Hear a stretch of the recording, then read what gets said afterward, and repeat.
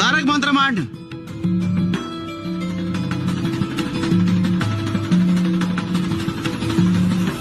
निशंक हो निर्भय हो मनारे, प्रचंड स्वामी बळ पाठीशी रे. अतर्क्य अवधूत हे स्मरण गामी, अशक्य ही शक्य करतील स्वामी.